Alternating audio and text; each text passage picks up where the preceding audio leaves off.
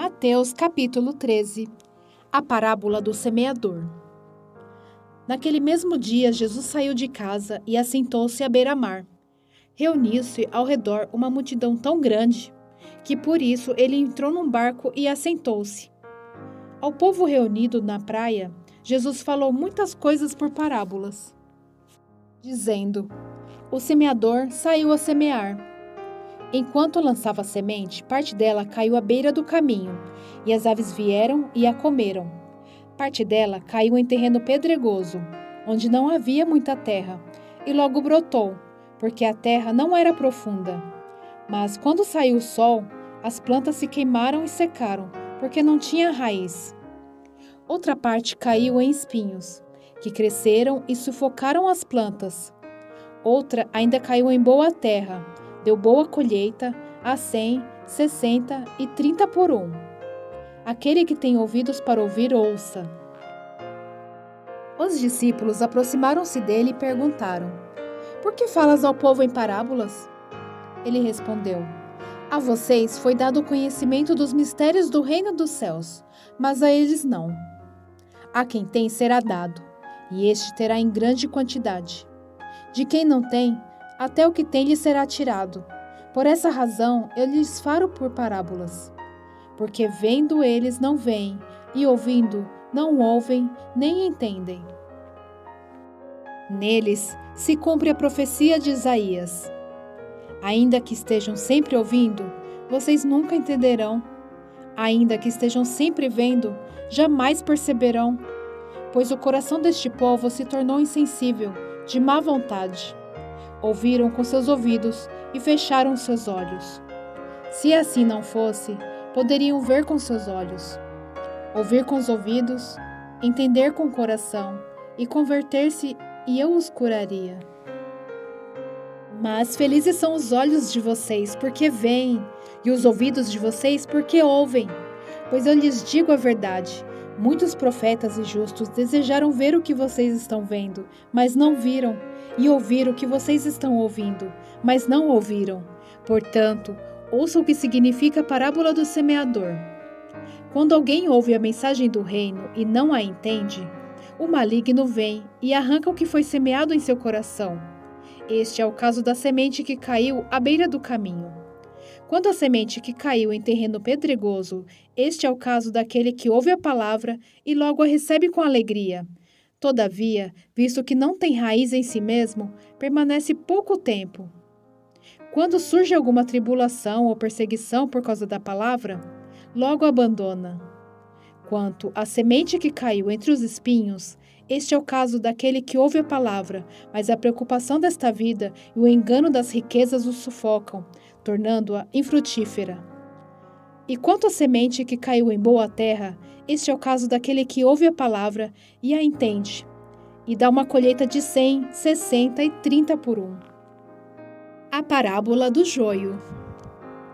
Jesus lhe contou outra parábola dizendo: O reino dos céus é como um homem que semeou boa semente em seu campo. Mas, enquanto todos dormiam, veio o seu inimigo e semeou o joio no meio do trigo e se foi. Quando o trigo brotou e formou espigas, o joio também apareceu. Os servos do dono do campo dirigiram-se a ele e disseram: O senhor não semeou boa semente em seu campo? Então de onde veio o joio? Um inimigo fez isso, respondeu ele. Os servos lhe perguntaram: O senhor quer que o tiremos? Ele respondeu: Não, porque ao tirar o joio, vocês poderiam arrancar com ele o trigo. Deixem que cresçam juntos até a colheita. Então direi aos encarregados da colheita: Juntem primeiro o joio e amarrem em feixes para ser queimado. Depois juntem o trigo e guardem-no no meu celeiro. As parábolas do grão de mostarda e do fermento. E contou-lhes outra parábola. O reino dos céus é como um grão de mostarda, que um homem plantou em seu campo. Embora seja a menor dentre todas as sementes, quando cresce, torna-se uma das maiores plantas e atinge a altura de uma árvore, de modo que as aves do céu vêm fazer os seus ninhos em seus ramos.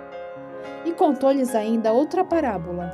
O reino dos céus é como o fermento que uma mulher tomou e misturou com uma grande quantidade de farinha, e toda a massa ficou fermentada.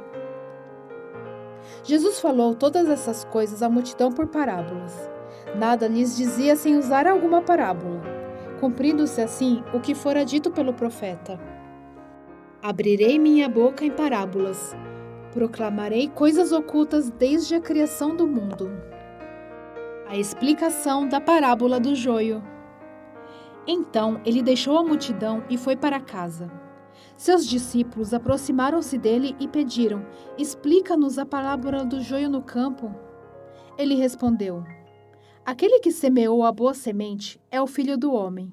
O campo é o mundo, e a boa semente são os filhos do reino.